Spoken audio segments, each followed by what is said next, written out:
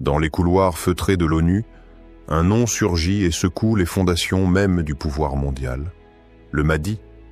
Mais que signifie cette apparition dans le contexte d'une époque troublée, où les nations vacillent entre guerre et espoir?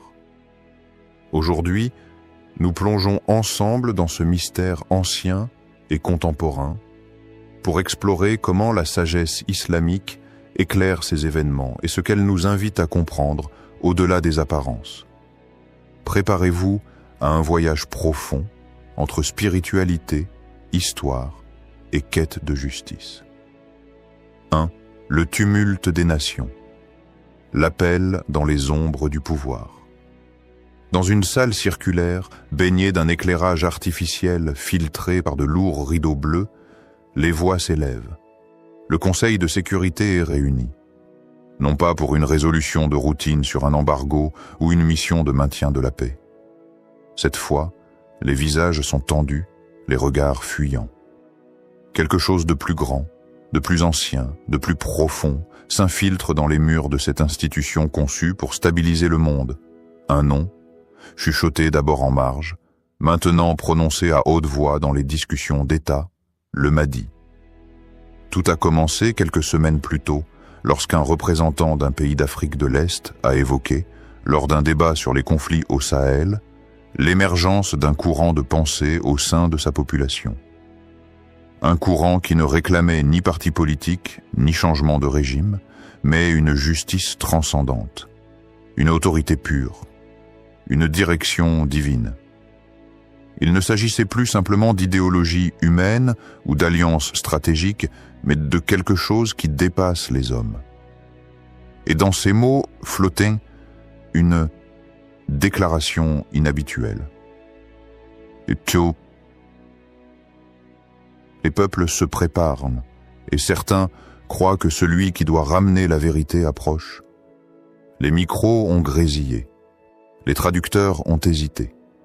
Mais dans les silences inconfortables qui ont suivi, un mot a été compris par tous, même s'il n'a pas été prononcé explicitement, le Mahdi.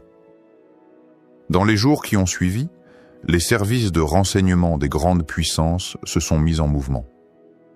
Des rapports confidentiels font état d'une recrudescence de discours spirituels dans les zones de conflit. Au Nigeria, au Yémen, au Liban, en Syrie, des groupes commencent à évoquer un libérateur final. Non pas un chef militaire, non pas un président ou un révolutionnaire. Un guide envoyé par Dieu. Dans les archives religieuses, dans les récits des anciens, dans les prières des opprimés, un même fil conducteur ressurgit. Et cette idée s'infiltre dans le discours politique, la faillite morale des institutions humaines. Les peuples n'ont plus confiance. Ils ne croient plus au vote, aux promesses, ni aux coalitions. Alors, ils tournent leur regard ailleurs.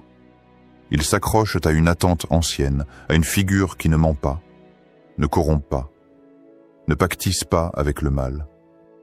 Un homme guidé, choisi, préservé de l'orgueil humain, le Mahdi. Au sein même des Nations Unies, des tensions se font jour.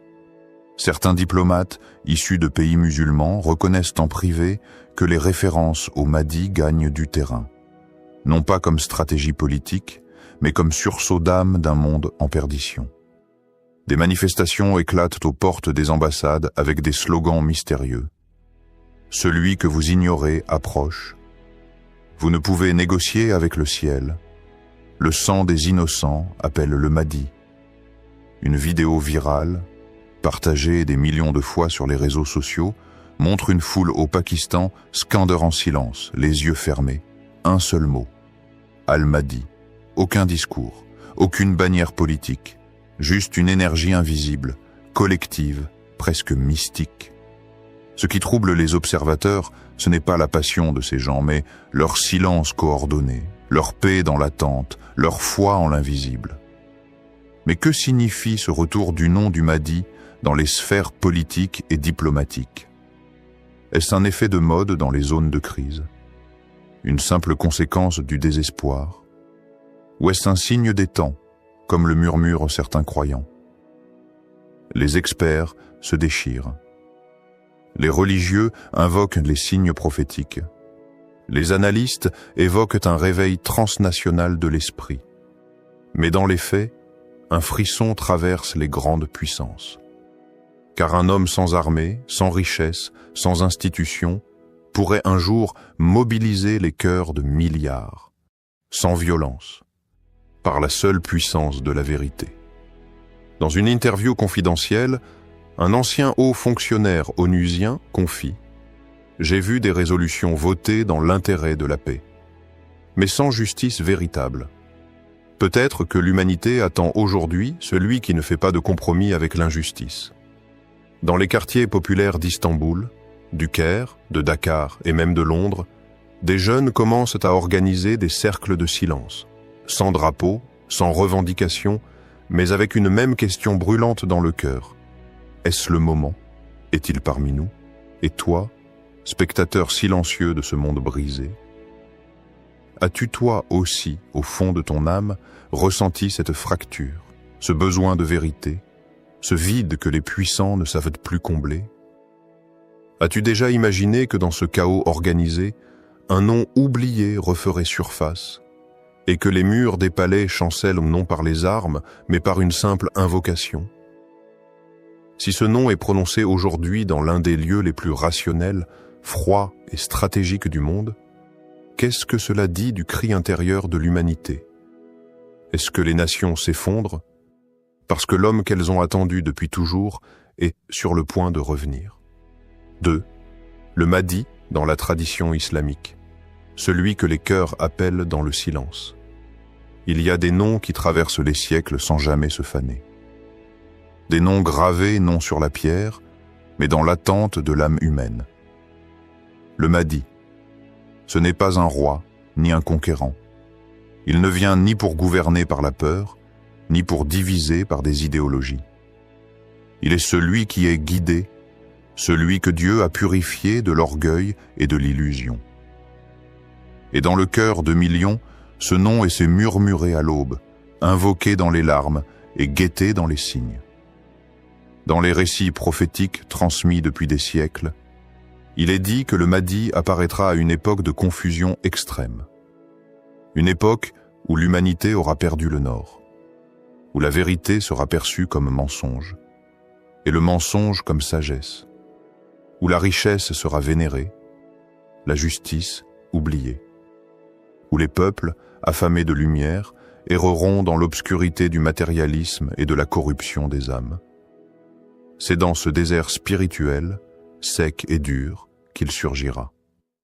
Pas par surprise, mais en réponse à un appel collectif, un appel sans mots, un appel que chaque être en détresse lance sans le savoir. Ya Allah, envoie-nous celui qui nous ramènera vers toi. Les savants racontent qu'il portera le même nom que le prophète, paix sur lui, mais qu'il ne sera pas prophète. Il marchera dans la voie droite, sans dévier ni d'un iota ni d'un souffle. Il ne cherchera pas la gloire. Il la fuira, mais la vérité brillera entre ses mains comme une lampe dans la nuit. Il réunira les cœurs dispersés. Pas par les armes, mais par un rappel si pur que les âmes ne pourront y résister. Le Mahdi ne jugera pas. Il purifiera. Il ne divisera pas. Il unifiera. Dans les textes anciens, les signes de son apparition sont décrits avec précision. Des conflits au Levant, des troubles dans la péninsule arabique, des tensions entre les grandes puissances, la perte de repères dans les sociétés, la montée d'un matérialisme destructeur, des famines, des injustices, des voix qui crient dans le désert, mais surtout, l'absence de toute vraie guidance. Les gens chercheront des maîtres et ne trouveront que des imposteurs. Ils chercheront la sagesse et ne trouveront que des marchands de peur. Ils chercheront la paix et tomberont sur des murs. Alors, comme une lumière après une longue nuit, il apparaîtra. Un récit ancien raconte ceci. Dans une ville en feu, un enfant demande à sa mère « Maman, qui va nous sauver ?» Et la mère répond « celui que Dieu enverra quand tout semblera perdu. Et peut-être que cette parole, dite au creux d'une guerre oubliée, résonne aujourd'hui dans les prières silencieuses de tous ceux qui ne trouvent plus leur place dans ce monde. Mais alors, pourquoi aujourd'hui? Pourquoi maintenant, alors que son nom refait surface dans les débats politiques, les vidéos, les discours, les rêves même? Est-ce parce que nous avons atteint cette époque annoncée? Ou est-ce simplement que l'homme, épuisé par ses propres erreurs, se raccroche à des symboles anciens dans une tentative désespérée de retrouver du sens? Cette question, je la tourne vers toi, cher spectateur. Toi, qui ressens que quelque chose est brisé dans ce monde. Toi, qui as regardé les actualités et fermé les yeux de douleur. Toi, qui sais, dans les tréfonds de ton être, que le monde tel qu'il est n'est pas juste. Est-ce que les signes sont là? Ou est-ce que notre désespoir a donné naissance à une illusion? Est-ce que nous sommes en train de projeter nos espoirs sur une figure ancienne? Ou est-ce que cette figure ancienne revient à nous parce que le temps est venu, dans les mosquées de Damas, dans les ruelles de Bagdad, dans les montagnes du Yémen, dans les cœurs solitaires de Paris, d'Istanbul, de Jakarta, des hommes et des femmes se lèvent à l'aube. Pas pour fuir le monde, mais pour invoquer celui que l'on a tant décrit, et que pourtant nul n'a encore vu. Et si ces invocations collectives n'étaient pas des coïncidences? Et si le mardi n'était pas une projection de l'espoir, mais la réponse d'Allah à l'appel de toute une humanité en agonie? 3. Le Soudan, entre histoire et spiritualité. L'écho du Mahdi dans les sables rouges. Le Soudan. Terre brûlée par le soleil, façonnée par le Nil, marquée par le sang, la foi et la résistance. C'est une nation qui porte en elle les cicatrices de l'histoire et les espoirs de la prophétie. Et là, au cœur de ces révolutions, le nom du Mahdi n'est pas une légende étrangère, mais une empreinte vivante sur sa terre, son peuple et son destin. Nous sommes à la fin du XIXe siècle. Les troupes britanniques et égyptiennes dominent le Soudan. Le peuple, soumis à la colonisation, ploie sous l'injustice, les impôts, les humiliations. Et c'est dans cette atmosphère suffocante qu'un homme se lève. Muhammad Ahmad ibn Abdallah. Il n'est ni général ni roi. Il est soufi, mystique. Et il affirme ce que nul n'ose proclamer. Il est le Mahdi attendu. Le choc est immense. Certains le suivent parfois. D'autres doutent, mais une chose est certaine. Le Soudan ne sera plus jamais le même. Son message, nourri de spiritualité et d'appel à la libération, transcende les clivages. Il dit « L'heure est venue, le monde s'égare, le Mahdi est ici pour restaurer la justice d'Allah. » Et le peuple, assoiffé d'un sens, affamé d'un espoir divin, répond à l'appel.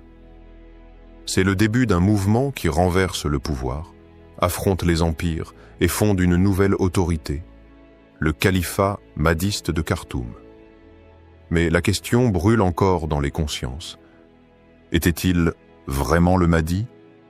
Ou un homme inspiré, mais pris dans les tourbillons de l'histoire? Certains ulémas de son temps le soutiennent, d'autres le contestent. Son apparition correspond à plusieurs signes prophétiques, mais son règne, entaché par les conflits, finit dans le fracas des armes. Pourtant, le nom du Mahdi demeure. Il traverse les générations comme une braise sous la cendre.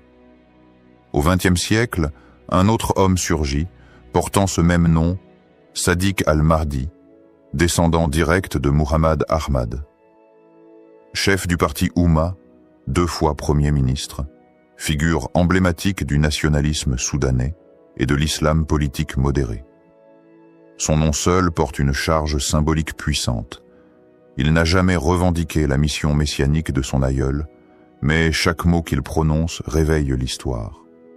Dans ses discours, dans ses décisions, le spectre du Mahdi du XIXe siècle plane, non pas comme un fantôme, mais comme un rappel. Le peuple soudanais est né dans la lutte spirituelle et politique. Il porte en lui un rêve plus grand que la politique, la justice divine. Aujourd'hui encore, dans les rues de Khartoum, dans les chants révolutionnaires, dans les prières nocturnes, le nom d'Al-Mahdi circule. Mais cette fois, ce ne sont plus des déclarations messianiques. Ce sont des soupirs, des interrogations, des invocations silencieuses.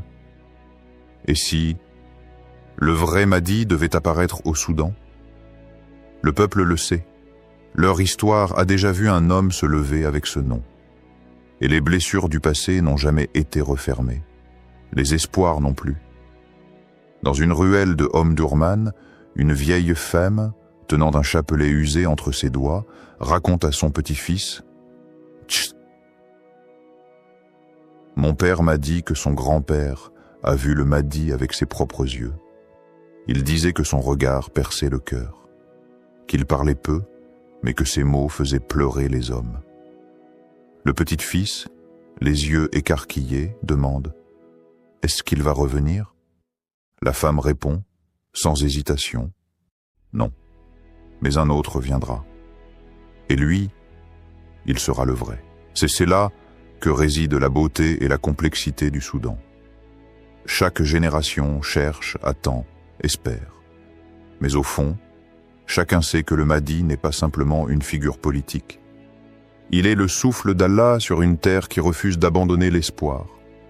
Il est le symbole d'une quête intérieure aussi bien que d'un combat extérieur. Et alors surgit la question que nul ne peut ignorer. Les mouvements politiques au Soudan sont-ils inspirés par une quête spirituelle ou motivés par des ambitions terrestres? Peut-on encore distinguer les deux, dans un pays où la foi et la politique ont toujours marché main dans la main? Est-ce que ceux qui brandissent le nom d'Al-Mahdi aujourd'hui veulent vraiment ramener la justice divine, ou utilisent-ils ce nom pour masquer leurs propres desseins? Ou bien, peut-être que derrière chaque slogan, chaque révolte, chaque prière se cache le besoin ancien et profond d'un peuple qui, au fond de lui, sait qu'un jour, le vrai Mahdi se lèvera. 4. Les enseignements du prophète et la quête de justice. Dans le silence des cœurs éprouvés par le chaos du monde, une voix intérieure appelle à la lucidité. C'est dans cette voix que résonnent les échos des enseignements du prophète Mohammed, paix et salut sur lui, transmis à une humanité désorientée, en quête d'un repère inébranlable. Dans chaque époque de trouble, dans chaque nuit obscure de l'histoire, ces paroles sont une lumière. Mais encore faut-il les entendre, non seulement avec les oreilles, mais avec l'âme. Il a parlé de la fin des temps, d'un monde où les vérités seraient inversées, où le mensonge régnerait en maître, où l'injustice serait applaudie, où ceux qui s'accrochent à leur foi seraient comme ceux qui tiennent une braise ardente dans la paume de leurs mains. Et il n'a pas seulement annoncé ces signes, il a enseigné comment s'y préparer. Non pas par la peur, ni par l'attente passive, mais par l'ancrage spirituel, par la patience, par la justice, par la recherche sincère de la vérité, même si elle est inconfortable, même si elle nous dérange, même si elle ne sert pas nos intérêts. Aujourd'hui, lorsque le nom du Mahdi surgit dans les sphères de pouvoir, dans les discours politiques ou même dans les luttes armées, nombreux sont ceux qui s'interrogent.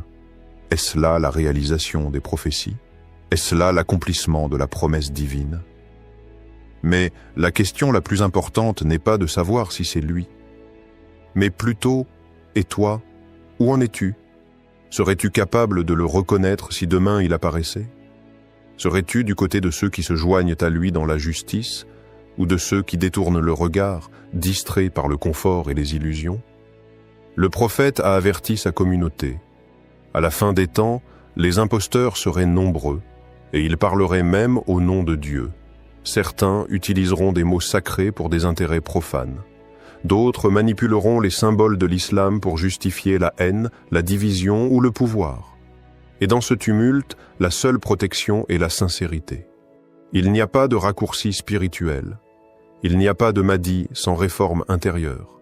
Il n'y a pas d'alliance avec la vérité sans purification du cœur. Le Mahdi, s'il apparaît demain, ne cherchera pas des foules exaltées, mais des âmes épurées, des cœurs justes, des consciences éveillées. C'est pourquoi les enseignements du prophète, bien que vieux de plus de 1400 ans, sont d'une actualité brûlante. Ils ne sont pas des récits figés dans les livres. Ils sont des instructions vivantes pour une époque comme la nôtre. Souviens-toi de cette parole puissante. Celui d'entre vous qui voit un mal, qu'il le change par sa main. S'il ne peut pas, qu'il le change par sa langue.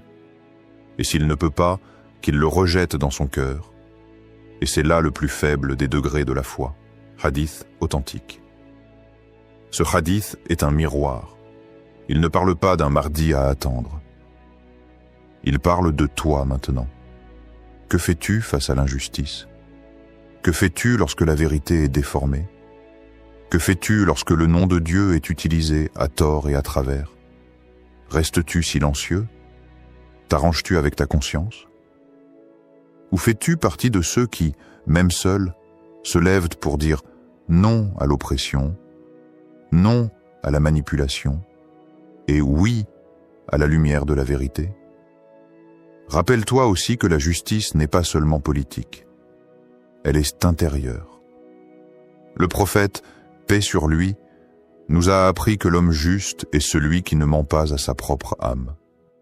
Celui qui rend à chaque chose son droit, y compris à son propre cœur. Celui qui ne trahit pas sa foi dans les moments de doute. Et toi, spectateur de ce monde troublé, dans ce tumulte global où les grandes puissances s'effondrent moralement, où les symboles sont recyclés à des fins d'État, où le nom du Mahdi surgit soudainement dans les plus hautes sphères, où es-tu? Es-tu prêt à discerner? As-tu affûté ta conscience pour distinguer le vrai du faux? As-tu suffisamment nettoyé ton cœur pour qu'il serve de boussole en des temps confus? As-tu cultivé le silence intérieur qui permet de reconnaître la voix de Dieu lorsqu'elle se manifeste à travers les signes subtils? Le monde attend peut-être un sauveur, mais Dieu attend une génération capable de recevoir ce sauveur. Le prophète l'a dit. Il y aura à la fin des temps des gens avec la patience des premiers croyants. Ce sont eux que le Mahdi cherchera. 5. Réflexion finale. Entre espoir et vigilance. Dans le vaste théâtre du monde, où se croisent les puissances et les destins, le nom du Mahdi résonne comme un écho ancien, chargé d'espérance et de mystère. Cette réapparition qui secoue les sphères politiques ne se limite pas à un simple jeu de pouvoir.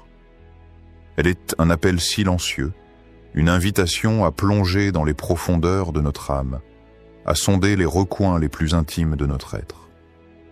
Au-delà des cris des nations, au-delà des tumultes des débats diplomatiques, il y a une vérité immuable qui transcende le temps. L'attente ne doit pas être passive. L'attente, dans la sagesse islamique, est une posture active. C'est une flamme que l'on entretient dans le cœur, un jardin que l'on cultive avec la justice, la compassion et la foi. Mais que signifie réellement cette hâte, cette attente? Est-elle une simple espérance d'un changement extérieur? Ou bien une révolution intérieure qui commence par nous-mêmes? Sommes-nous prêts à accueillir celui que le ciel envoie, non pas comme un sauveur lointain, mais comme un guide qui transforme nos propres vies? Le Mahdi ne sera pas un nom écrit seulement dans les livres ou prononcé dans les discours. Il sera l'incarnation de la justice, de la vérité et de la lumière. Pour le reconnaître, il faudra que nos cœurs soient alignés sur ces valeurs sacrées. Il faudra que la justice que nous cherchons soit d'abord celle que nous pratiquons, que la compassion que nous attendons soit celle que nous semons autour de nous. Le prophète de lumière nous enseigne que la foi sans action est un feu sans braise. Il nous appelle à cultiver une foi vivante, portée par des actes qui transforment le monde. Car en vérité, accueillir le Mahdi, c'est préparer une terre fertile où la paix pourra s'épanouir. Alors, spectateur de cette époque troublée, pose-toi cette question essentielle. Suis-je prêt à ouvrir mon cœur, à dépasser mes peurs et mes doutes pour devenir un artisan de justice et de paix? Suis-je capable de transformer mon propre monde intérieur avant d'espérer changer celui qui m'entoure?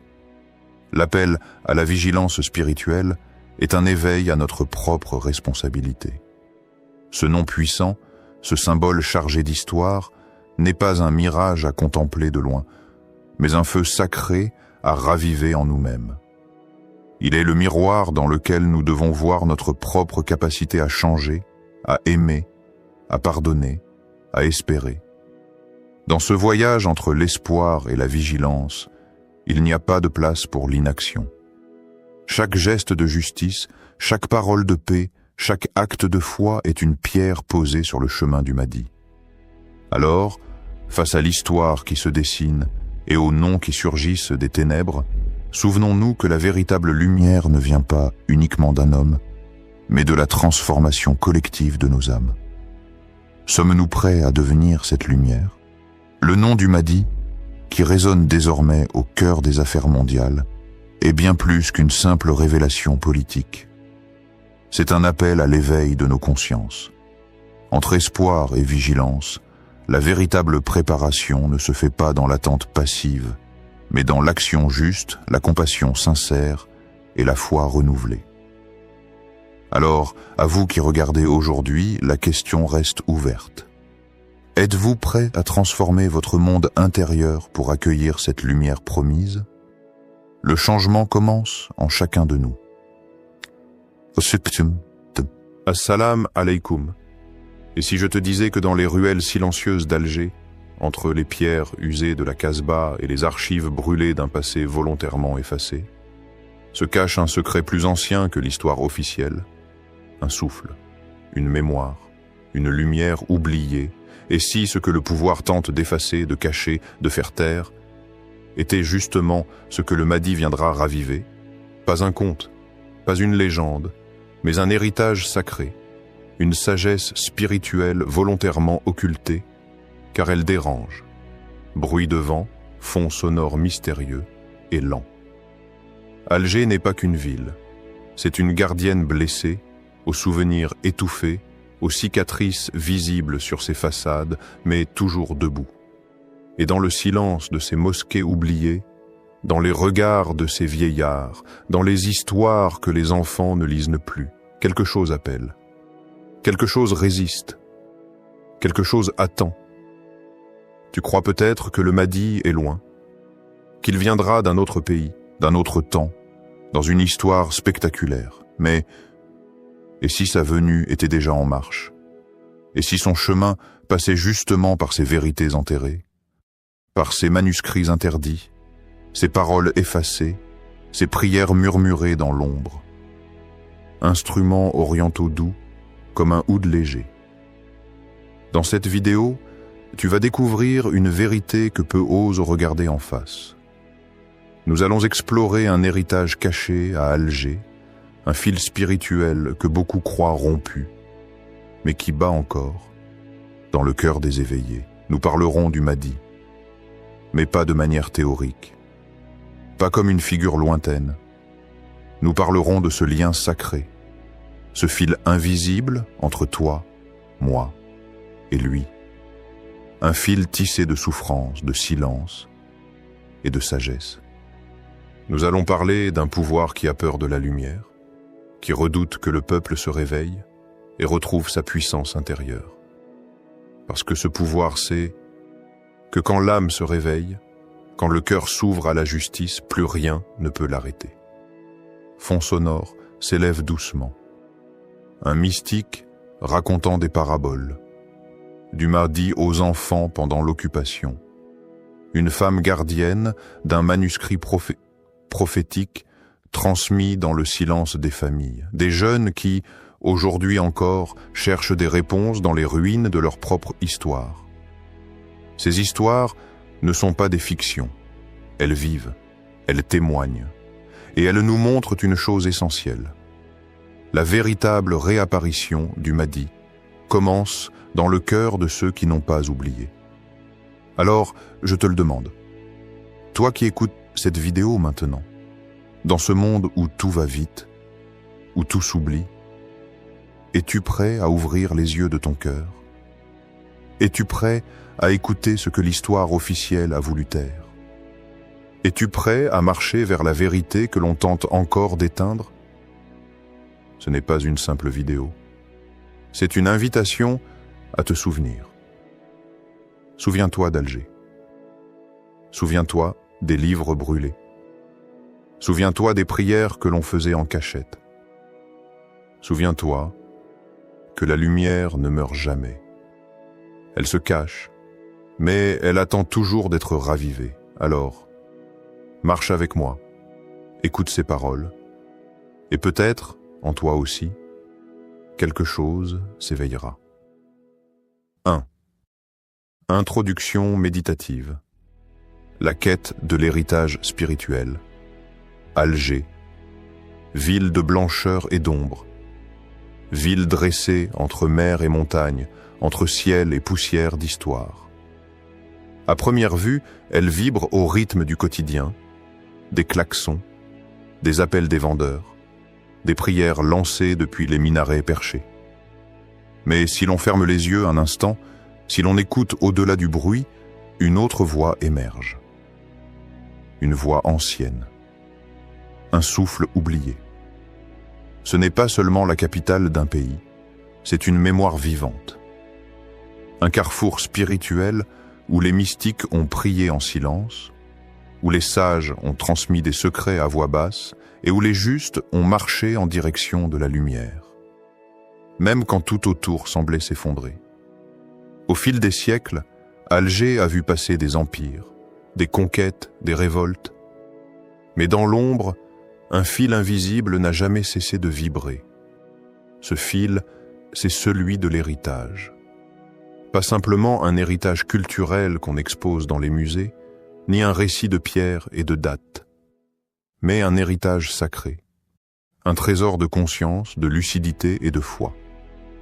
Et si ce fil avait un lien avec le Mahdi, ce guide attendu, annoncé depuis des générations, porteur d'un message de justice ultime, et si une part de sa mission était déjà inscrite dans les ruelles d'Alger, dans ces zaouïas abandonnés, dans les récits que les anciens murmurent encore au coin des mosquées, et si ce que certains cherchent à faire disparaître, ces manuscrits, ces lieux, ces mémoires, contenaient les clés de cette rencontre future avec le Mahdi, il ne s'agit pas ici de mythe, il s'agit d'une sensation intérieure, d'une mémoire collective qui palpite au fond de nous, même sans mots. Imagine-toi marchant dans la Casbah un matin de silence. Les murs parlent, les pavés usés murmurant des noms oubliés. Chaque pierre semble contenir une prière. Un homme s'arrête, ferme les yeux et pose la paume de sa main contre un vieux mur. Il n'écoute pas le dehors, il écoute dedans. C'est là que commence la vraie quête.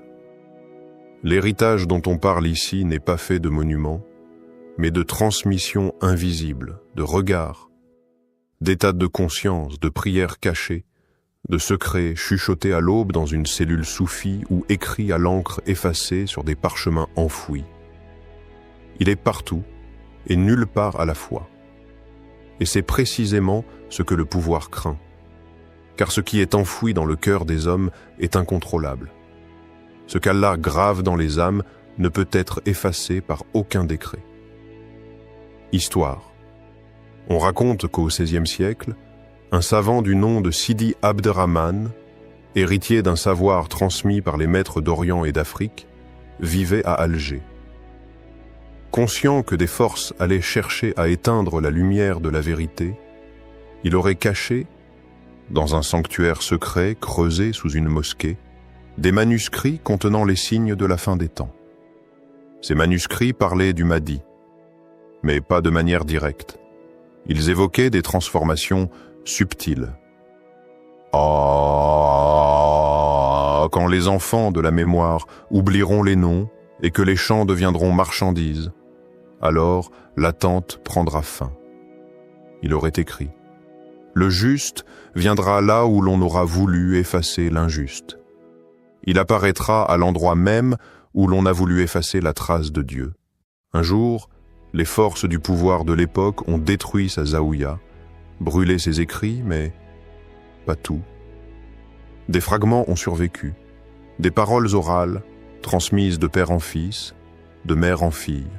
Aujourd'hui encore, dans certaines familles algéroises, des récits ressurgissent la nuit, entre 2 verres de thé à la menthe.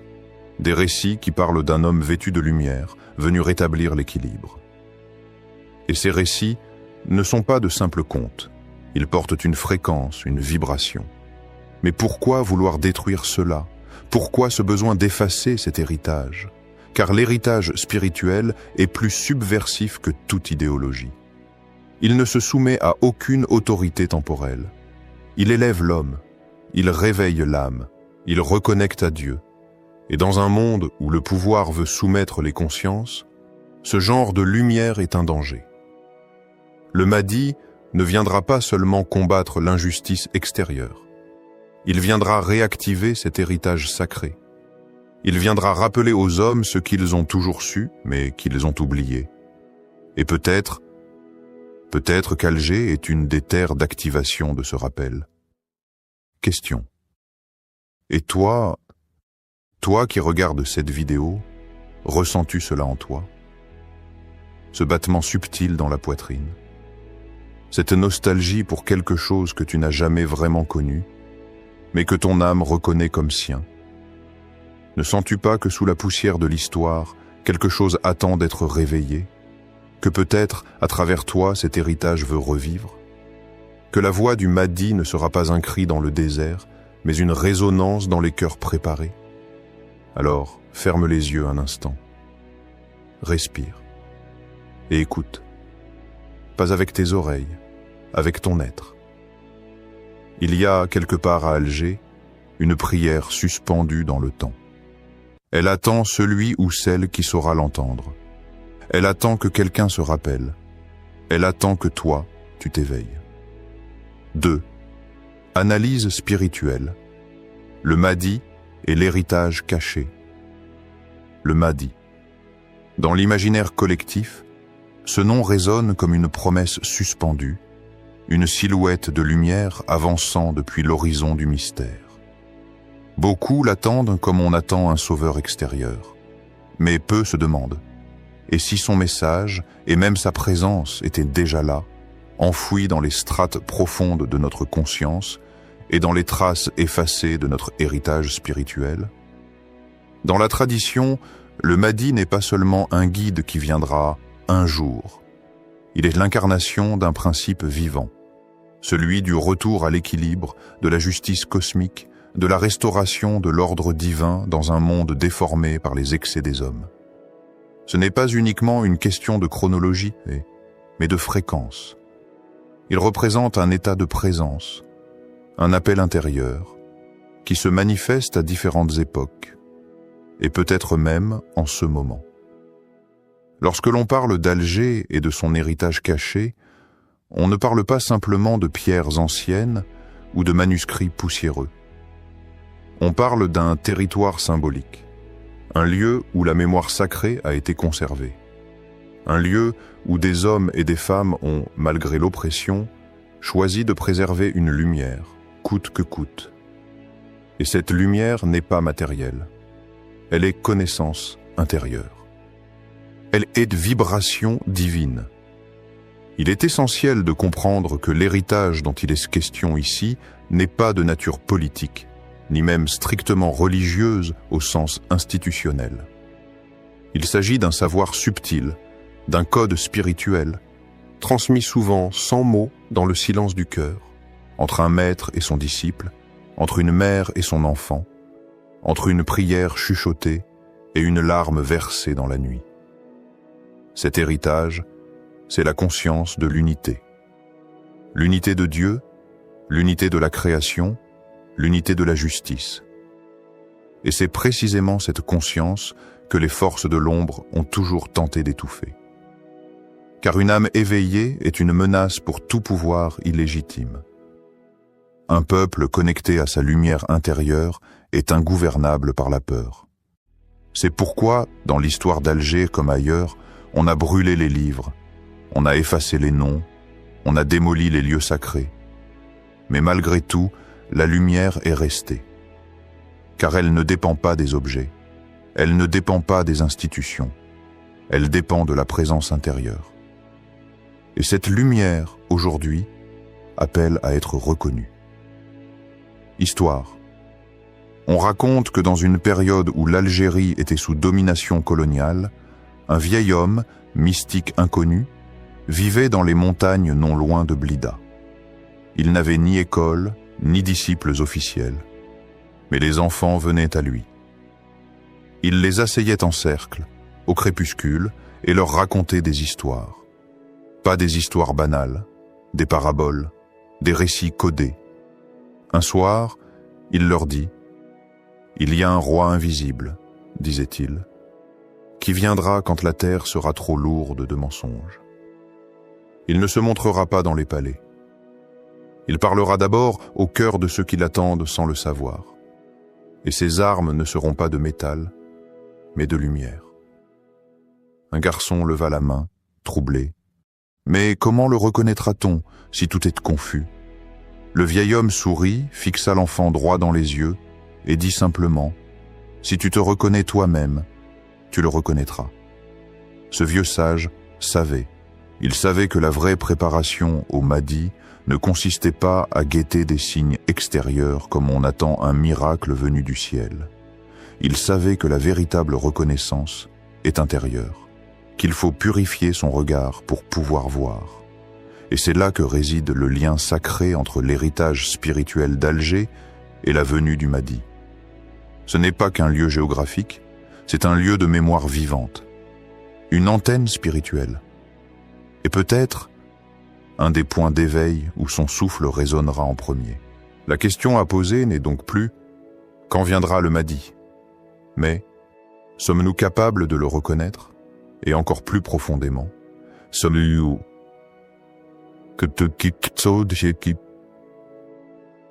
capables de porter en nous cette flamme de justice qu'il viendra raviver? Si la sagesse d'Alger, transmise dans les ruelles, dans les zaouïas fermés, dans les poèmes des soufis, a résisté à l'effacement, ce n'est pas par accident. C'est parce qu'elle porte un code d'activation, un code que seuls ceux qui écoutent avec le cœur peuvent entendre. Ce code ne parle pas en slogan, il parle en symbole, en rêve, en signe. C'est pourquoi chaque manuscrit brûlé est une tentative de tuer une étoile. Chaque sanctuaire détruit, une tentative d'éteindre une constellation de conscience. Mais ils ont oublié une chose. La lumière que Dieu place dans une âme sincère ne s'éteint jamais.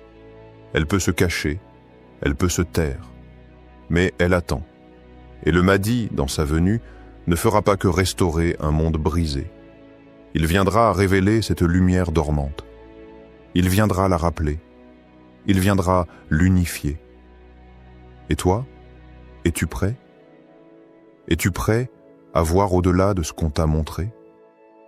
Es-tu prêt à remettre en question ce qu'on t'a appris à oublier? Peux-tu entendre, dans le silence de ton âme, l'écho de ces voix anciennes qui parlent encore à travers les murs d'Alger, à travers les vents du désert, à travers le battement discret de ton cœur? Car c'est là que tout commence. Le Mahdi ne sera pas reconnu par ceux qui observent seulement avec leurs yeux, mais par ceux dont le cœur voit avec la vérité. 3. Témoignage et éveil. L'appel du passé vers le futur. Il y a dans les pierres silencieuses d'Alger une rumeur ancienne. Un murmure qui traverse les siècles résiste aux guerres, défie les colonisateurs et se faufile jusque dans les ruelles de la Casbah. Ce n'est pas le son du passé, c'est l'appel du futur. Un appel qui résonne, plus fort que jamais, dans les cœurs fatigués mais encore debout, dans les âmes brûlées mais encore vivantes. Aujourd'hui encore, à Alger, des voix s'élèvent. Elles ne portent pas de drapeau, elles ne font pas de bruit dans les rues, mais elles allument des feux dans l'invisible. Ce sont les voix de ceux qui se souviennent, les voix de ceux qui refusent de laisser mourir cette sagesse, les voix de ceux qui ont compris que le Mahdi ne viendra pas pour nous sauver, mais pour nous révéler. Ce n'est pas un événement hollywoodien qu'on attend.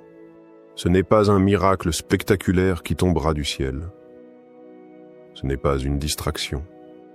C'est un basculement, un soulèvement de l'âme, une reconnaissance. Et cette venue ne peut se produire que lorsque le cœur collectif d'un peuple se remet à battre au rythme du ciel. Mais voilà le problème.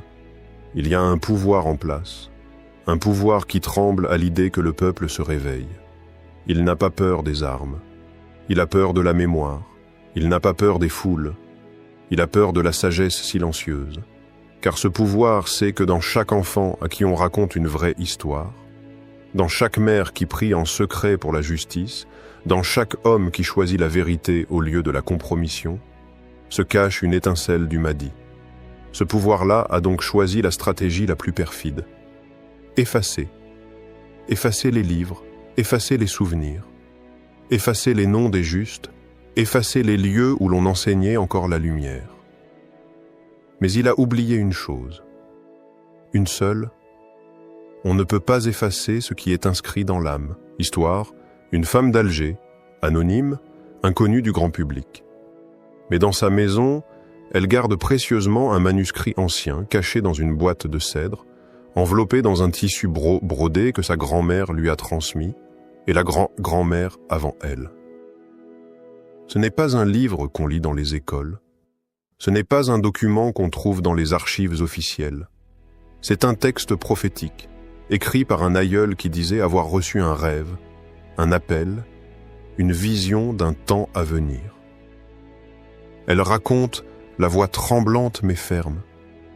Ce manuscrit dit que viendra un moment où les puissants seront nus, où leurs mensonges tomberont comme des feuilles mortes.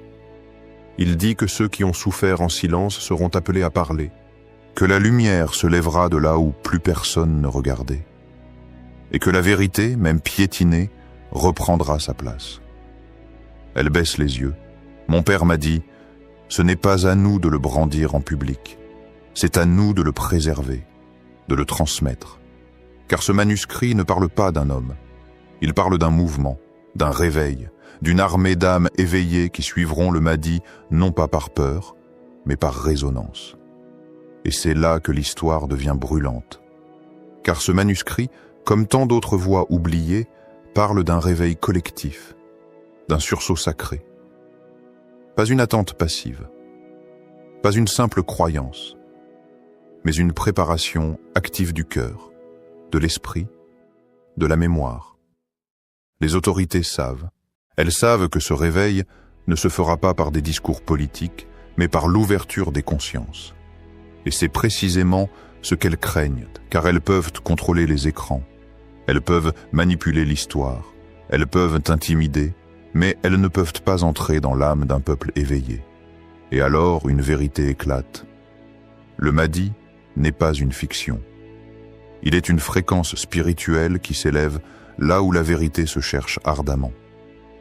Il vient là où les cœurs brûlent d'amour pour la justice, là où les mères pleurent en silence pour un monde meilleur, là où les jeunes refusent de vendre leur dignité contre du confort. Question, ne le sens-tu pas, toi aussi? Ce frisson étrange quand tu entends ces mots, cette sensation que quelque chose, quelque part, s'éveille en toi. Ne ressens-tu pas cette urgence? Ce besoin brûlant de retrouver le lien, de protéger l'héritage, de refuser l'amnésie qu'on veut nous imposer? Que sommes-nous prêts à faire? À sacrifier? À défendre? Serions-nous capables de cacher un manuscrit pendant 100 ans, comme cette femme d'Alger? Serions-nous capables d'élever nos enfants avec des récits vivants au lieu de fables vides? Serions-nous capables de dire non au mensonge, même seul, même dans l'ombre? Le Mahdi viendra, mais il ne viendra pas pour une foule endormie. Il viendra par ceux qui auront tenu la flamme, même vacillante dans la nuit. Il viendra pour ceux qui auront protégé la mémoire, même sous la menace. 4. Conclusion contemplative. Vers une renaissance spirituelle. Dans le silence de certaines nuits, lorsque la ville dort et que même les rues semblent oublier leurs propres souvenirs, quelque chose murmure encore. Ce n'est pas une voix, ce n'est pas un bruit, c'est une présence, comme une brise venue d'un autre temps, comme une lumière ancienne qui tente de revenir. Et cette présence n'est pas un fantôme du passé, c'est un souffle de renaissance. Alger n'est pas seulement une ville, elle est un sanctuaire de mémoire, un témoin blessé mais debout, un cœur qui continue de battre malgré l'oubli qu'on lui impose. Dans chaque mur décrépit de la Casbah, dans chaque appel à la prière qui résonne entre les collines, un fragment d'héritage sacré attend d'être entendu. Et ce combat, ce qu'on pourrait appeler silencieux, est en vérité le plus essentiel de tous, car il ne se joue pas seulement dans les rues. Il ne se gagne pas avec des armes. Il ne s'inscrit pas dans les journaux. Il se joue dans l'invisible, dans le cœur des femmes et des hommes qui refusent d'oublier, dans l'âme des jeunes qui cherchent un sens au chaos, dans les prières que personne ne filme, mais que le ciel entend. C'est une bataille pour l'âme même de notre civilisation. Et au centre de cette bataille, le Mahdi, pas une figure abstraite, pas un mythe à redouter ou à fantasmer, mais une incarnation vivante de la justice divine, un miroir de la conscience pure, un point de convergence entre l'héritage et l'avenir. Il ne viendra pas habillé de spectaculaires apparats. Il viendra là où le cœur est prêt, là où la lumière intérieure a été préservée malgré tout, là où le peuple a su garder vivant ce lien intime avec le divin, malgré les ratures de l'histoire. Car la vraie puissance n'a jamais été dans les murailles ou les trônes. Elle n'a jamais appartenu aux dominants, aux régimes ou aux oppresseurs. Elle réside dans la conscience éveillée, dans le regard clair, dans l'âme qui refuse de se vendre. Et cet éveil ne commence pas par des révolutions extérieures. Il commence par une petite étincelle intérieure, une décision, une prière murmurée avec sincérité, un silence écouté avec amour, un mot de vérité dit même quand il tremble. Imagine ceci, toi, seul, dans ta chambre, un simple moment. Tu poses la main sur ton cœur, tu inspires profondément, et tu te demandes, que reste-t-il en moi de cette sagesse ancienne ? Tu n'as peut-être pas de manuscrit caché. Tu n'as peut-être jamais rencontré un maître spirituel.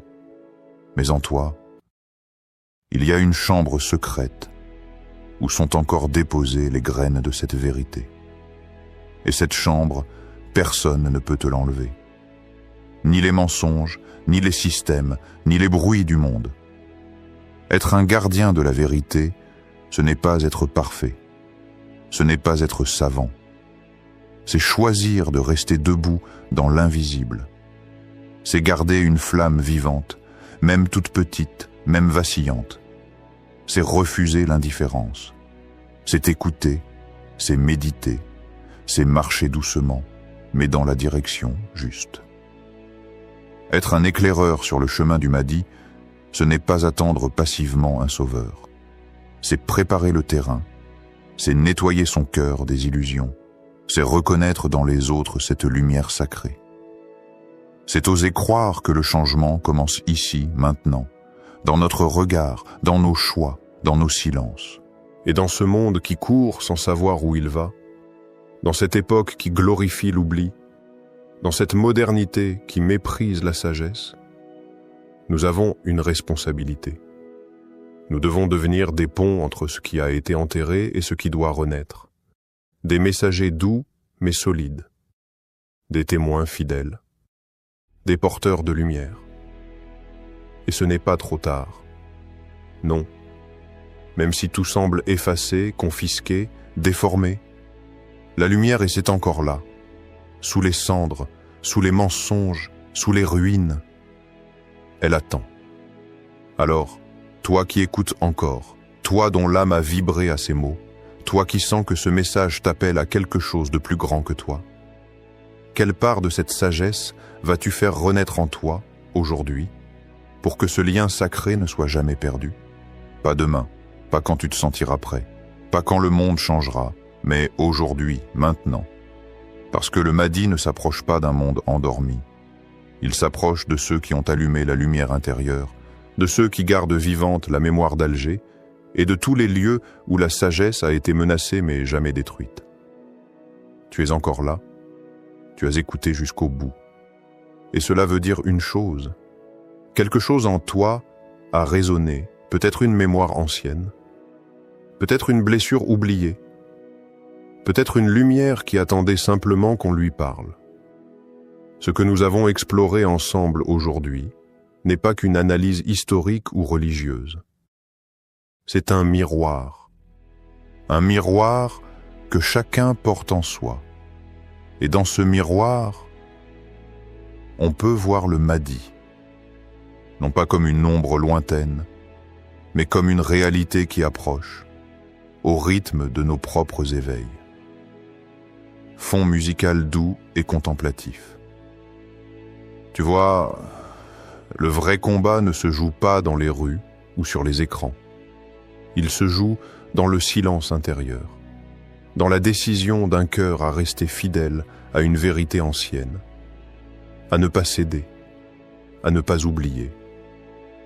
Aujourd'hui, on veut faire de toi un consommateur, un suiveur, un être passif.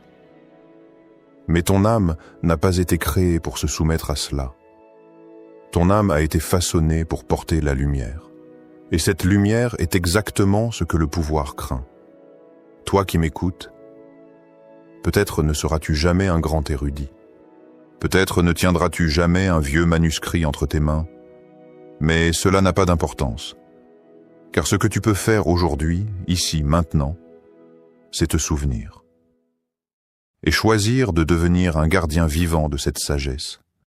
Chaque prière sincère que tu fais, chaque fois que tu refuses l'injustice, chaque fois que tu choisis l'amour, la vérité, l'équilibre, tu te tiens aux côtés de ceux qui préparent la voie du Mahdi. Et cette voie n'est pas faite de bruit ou de colère. Elle est faite de lumière intérieure, de patience, de conscience. Musique qui ralentit, presque comme une berceuse. Peut-être que tu n'as jamais pensé que le lien avec le Mahdi pouvait commencer dans ton cœur. Mais aujourd'hui, maintenant, il est là, ce lien. Silencieux, mais vivant. Et toi seul peux choisir de le nourrir ou de l'oublier. Alors, je te pose cette dernière question. Vas-tu laisser s'éteindre ce que tant de générations ont préservé au prix du silence et du courage?